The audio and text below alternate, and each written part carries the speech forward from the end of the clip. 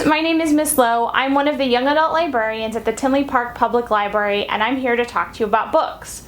Today we're continuing our series on the Lincoln Award nominees. As a reminder, the Lincoln Award is put together by a committee of librarians and teachers from across the state of Illinois. So we'll be discussing 4 more of the nominees today.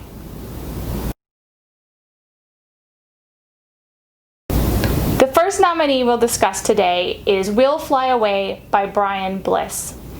This is the story of Luke and Toby, lifelong friends, the kind that always have each other's back, and they are determined to make it out of their dead-end small town. Their plan is to ride out of there on Luke's wrestling scholarship. It's their senior year of high school, and they just need to make it through the year, and they're out of here. However, it's circumstances like Toby's abusive father, Luke's unreliable mother, and other things seem determined to work against them. This story is told in alternating viewpoints. One is a third-person narration, and the other are Luke's letters to Toby from death row after the events of the story, recounting them in the past.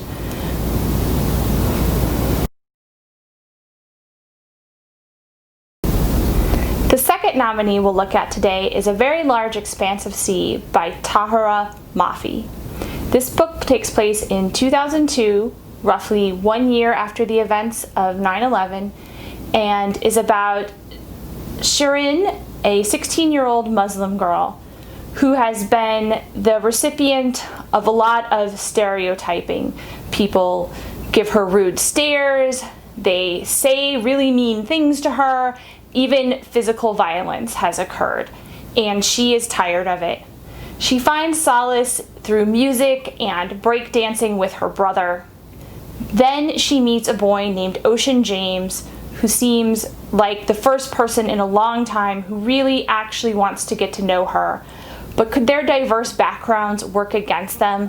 Shirin isn't really sure she's ready to let anyone in.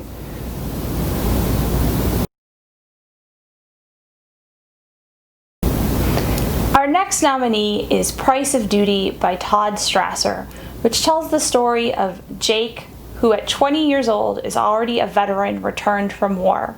He sustained physical injuries that also left emotional and mental damage. As Jake tries to come to terms with all of that, he feels like everybody just wants something from him. From a new acquaintance who wants him to protest military recruitment tactics, to his grandfather who's eager for Jake to return to active duty, even to the US government who wants to give him an award for being a hero. The one thing Jake is sure of, he's no hero.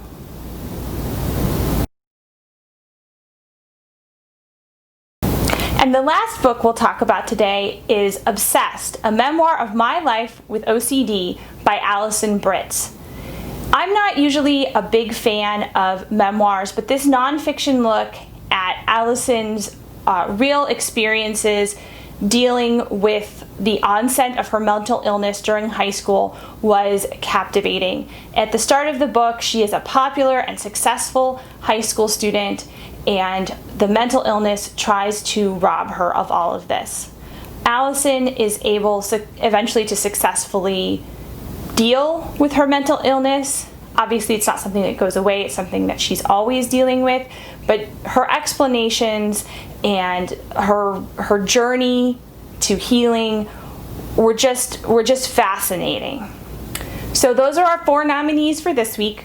We'll be back next week to take a look at 4 more nominees. Thanks, guys. Have a great day and stay well.